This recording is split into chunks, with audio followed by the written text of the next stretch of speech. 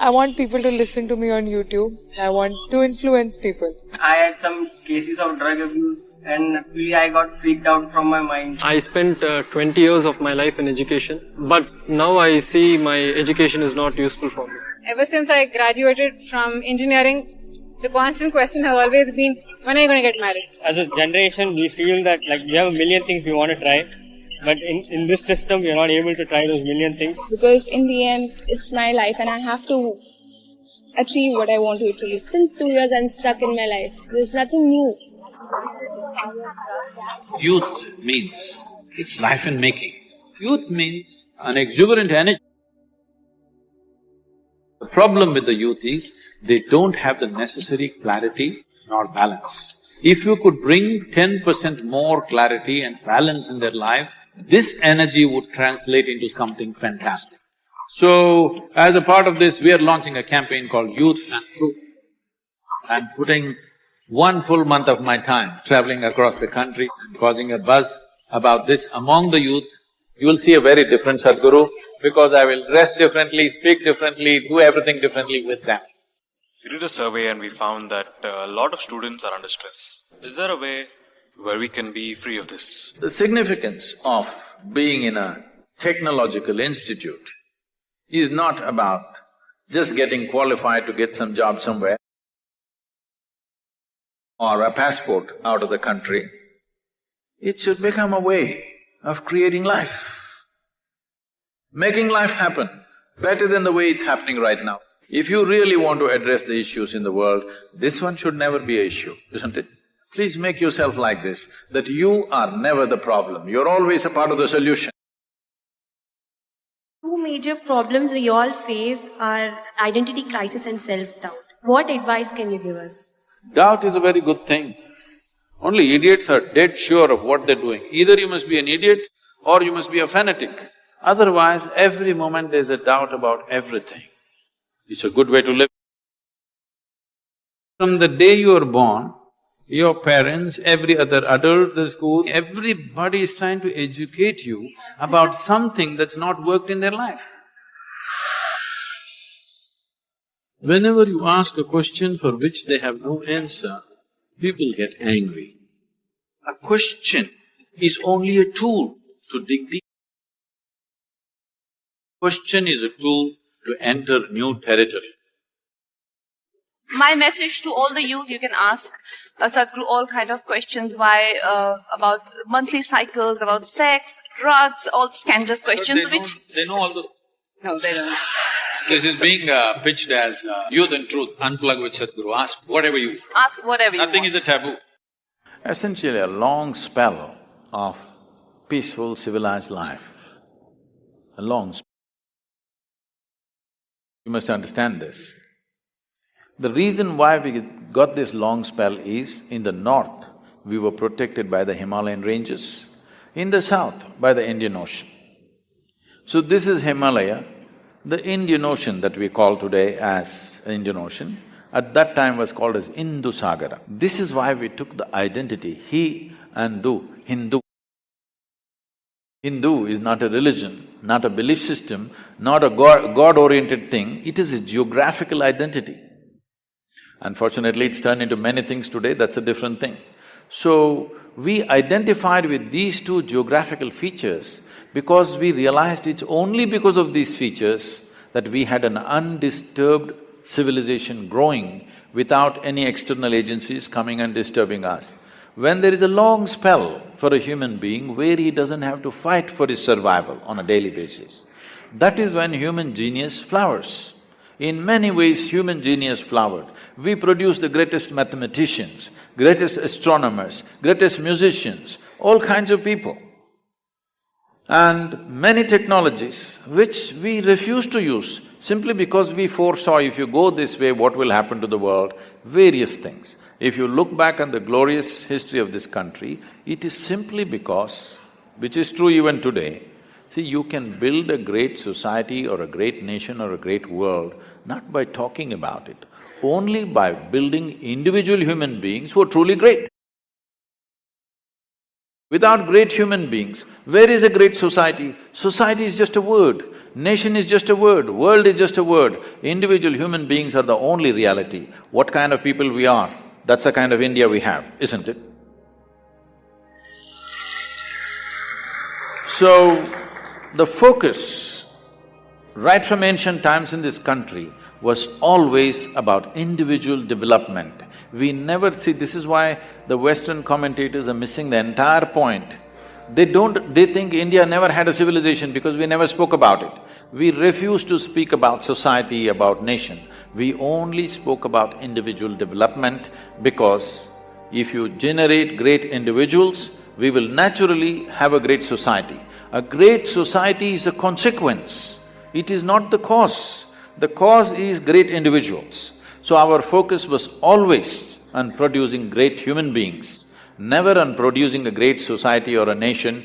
That happened as a consequence. The aspects of yoga is to take care of your body, which is really the best and the most beautiful creation of God. On the other side, we are talking of detachment from the body, and that body is not sort of important. So, I mean, there is a little bit of a disconnect in my mind on that issue. We never said body is not important, body is fine. But body is limited, isn't it? Yes. Body is a limited possibility. When you're young, you think body is unlimited. But if you have little sense, you can see body is very limited, isn't it? So is there something wrong with being limited? Nothing wrong. It is just that your nature is such that it cannot settle for anything limited, please see. Yes? Once you come with a human form, it cannot settle for the limited. If you give it this, it'll ask for that. If you ask for that, if you give it that, it'll ask for that. If you give it that, it'll ask for this. Endlessly it'll ask, because it is seeking the unbounded. So body can never really fulfill you because you will not settle for the limited. So we are talking about going beyond the body, not because we think something wrong with the body, simply because you cannot settle for the limited. If you settle for the limited today, tomorrow you'll be frustrated with it. You'll want something more, something more, something more. How much more do you want? You want to become unlimited. Please look at your desire. Your desire is always to become unlimited. Whatever you know, through that it is trying to become unlimited, that's all. So body, the limitations of the body will not allow you to be fulfilled, so we are seeing how to go beyond it. This does not mean neglect the body, this does not mean destroy the body, this does not mean body is not important or body is wrong. It's only through the vehicle of body all this nonsense you can do, isn't it? To destroy the vehicle, what to do? No, we are not talking about destroying the body at all. We are not talking about ignoring the body, but using the body to the limited dimension that it is and see how to go beyond that. Because if you don't see that, you will never know fulfillment because body is a limitation. Body is a tremendous limitation, isn't it? It's a tremendous possibility, but still a tremendous limitation, isn't it? The life within you always wants to be alive, always longing to hit the highest peak possible. Life is always exuberant and effervescent. It is only psychologically you have hit a depressive mode. You got lost in the logical dimension of your mind. Your intelligence says one thing, but the logical thinking says something else altogether. The repetitive nature of your daily life itself can be depressive. I want you to understand this. Moments of extreme logic or moments of suicide, depression means you're committing suicide in installments. More and more you apply your logic to your life, the less and less alive you become. Your logic should be employed only to handle the material aspects of your life. If you apply logic to your life itself, you will become depressed. If you eliminate everything that means something to you, the birds in the sky, the flowers in your garden, your child's face, and dissect your life with your logic, depression will be the destination. It's time you rejig your life. The most valuable thing in your life is life itself. Where you live, what you drive, what you wear, what you eat, these are all accessories to life. You're alive right now. This is the biggest phenomena. This is the greatest joy. You need to clearly understand. It doesn't pay to be unhappy, depressed or sick. Being joyful and ecstatic pays, and if it doesn't pay, who cares? Once a human being becomes more and more aware of his own nature, he understands to experience love, to experience blissfulness, to experience ecstasy, even to experience orgasmic ways of life. You don't need anybody actually.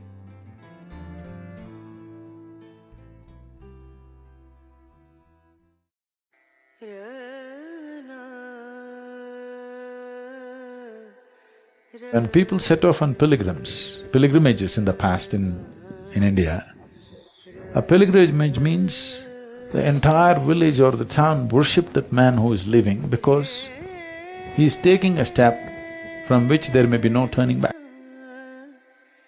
When they go on a pilgrimage, there was not even an intention of coming back.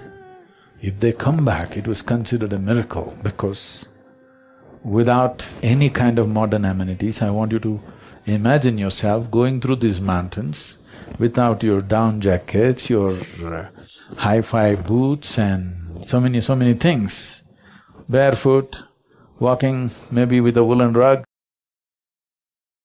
It would be a different game altogether. Completely different game. Nobody believed that they will come back, but still people went, not one or two, thousands of them. For Kailash, in the last 12,000-year history, there is a 12,000-year history that every year, without a single year's break, pilgrims from India have been going to Kailash walking, 12,000 years. Even in the most severe weather, some years, in spite of that, there has not been a break. The stream of pilgrims have been coming. This year there was a threat, but it's kind of cleared up now. So, for these pilgrims, I wanted to imagine from Chennai or Coimbatore, you set off walking to Kailash. You don't have a map, you don't have a GPS, nobody to tell you exactly where it is, but you're going. I want you to understand what kind of fire should be burning in their heart.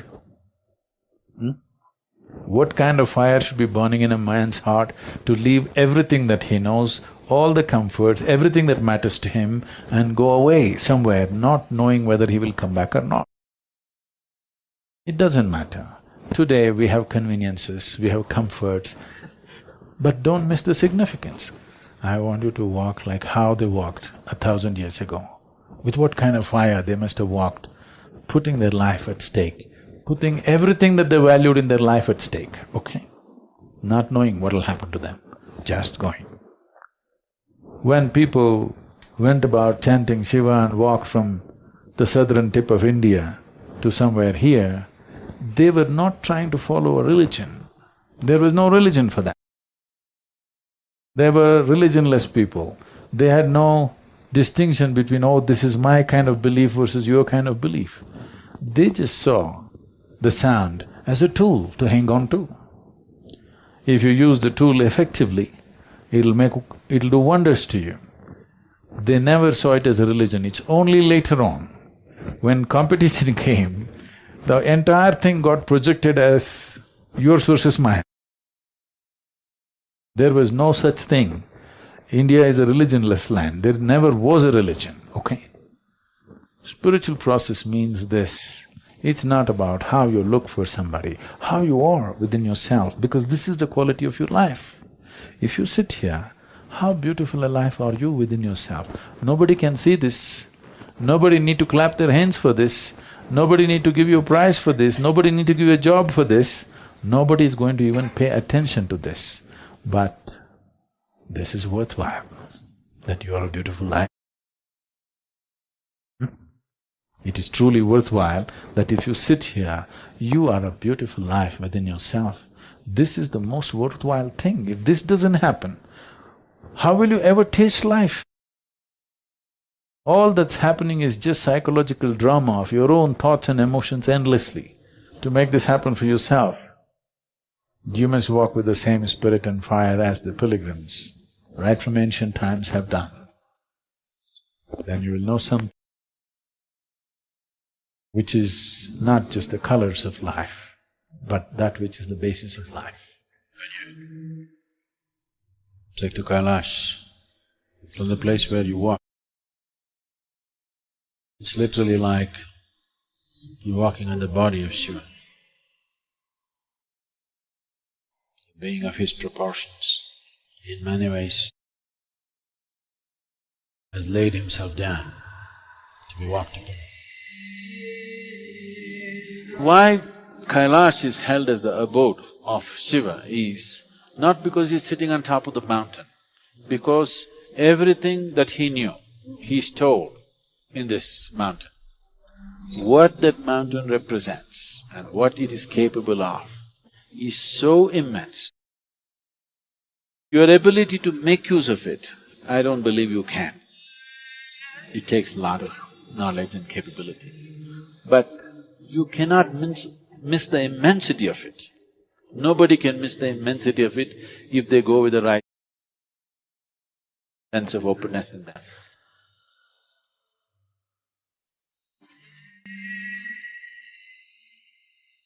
You don't have to believe anything. Belief will only disturb things. Belief will lead to imagination. But staying open, what it means is unprejudiced mind. Unprejudiced mind means from here on, you should not identify with anything. Simply